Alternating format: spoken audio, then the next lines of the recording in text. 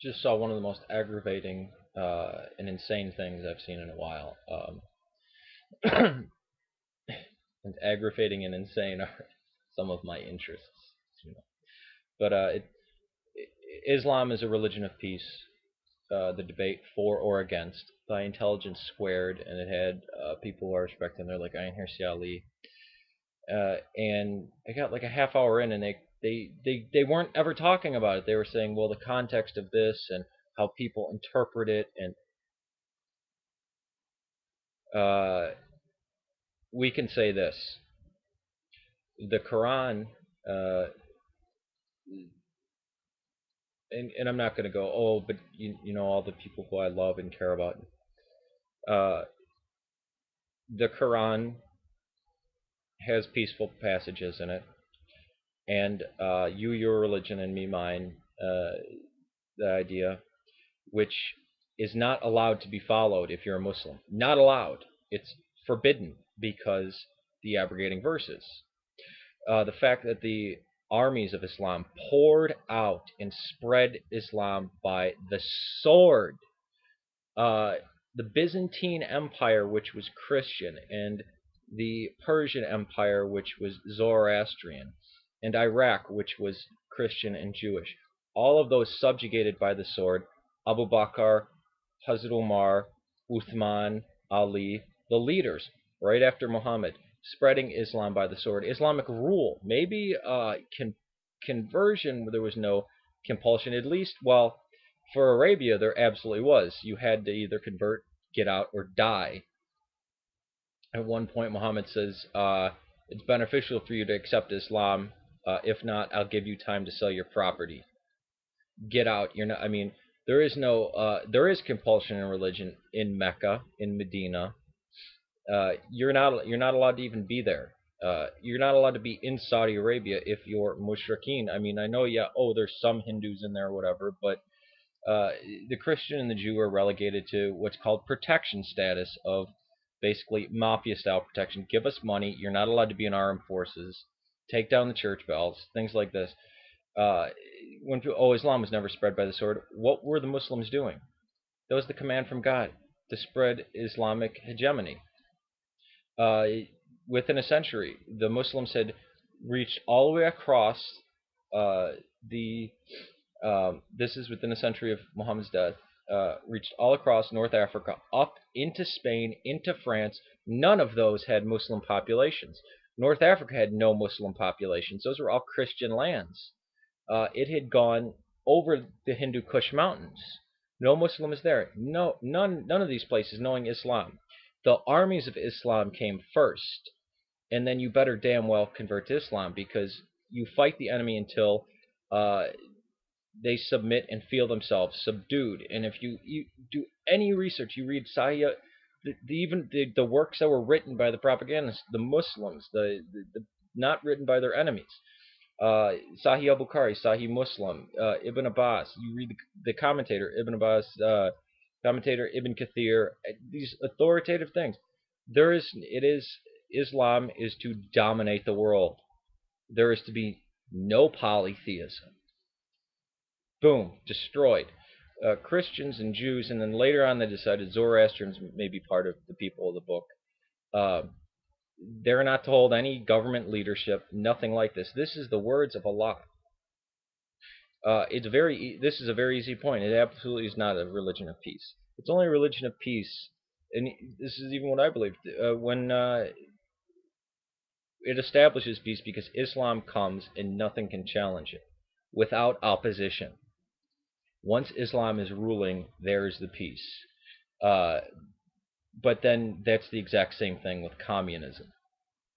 And Islam is the warrior religion, the religion to. I mean, look. Let's look at the difference between the founders.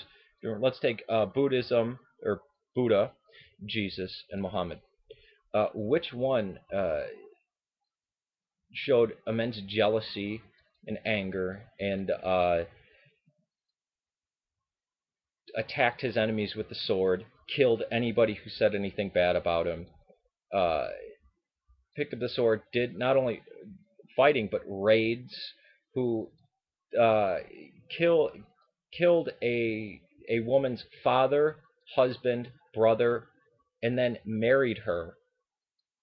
See, this is how people say, well, he never raped anybody. Well, how? Where's the consent? How can you consent? If you can't say no, then how can you even establish that? Uh, People say, oh, well, he took it was common to take a bride at the age of 6 and have sex with her at 9. It was never common anywhere to have sex with a girl under the age of puberty. 12 and 13, yeah, not 9. And he was criticized for that by the pagan Arabs. Said that's too young. Uh, if you read, this is not a man who has his passions in control. If there are hadiths in Sahih al Bukhari where it talks about when when Aisha, before she was 9, in between the ages of 6 and 9, how he'd fondle her when she was washing herself under this thing, and how he would put his penis everywhere except her vagina. These are things that people have to address, but nobody wants to address them. Everybody wants to talk around this kind of stuff. I'm not against Muslims. Uh, like I said, pretty much every single Muslim I knew when I was going to Islamic Foundation was a good person, probably better and more charitable than the Christians that I know or the atheists. But when you actually talk about Islam, you have to deal with its texts. You have to go through the New Testament with a fine-tooth comb to find things offensive, or people referring to slavery and not openly opposing it, or you know, and with Jesus, it's clear that a lot of these, when he talks, there's metaphorical things like parables and stuff like this, and his own actions were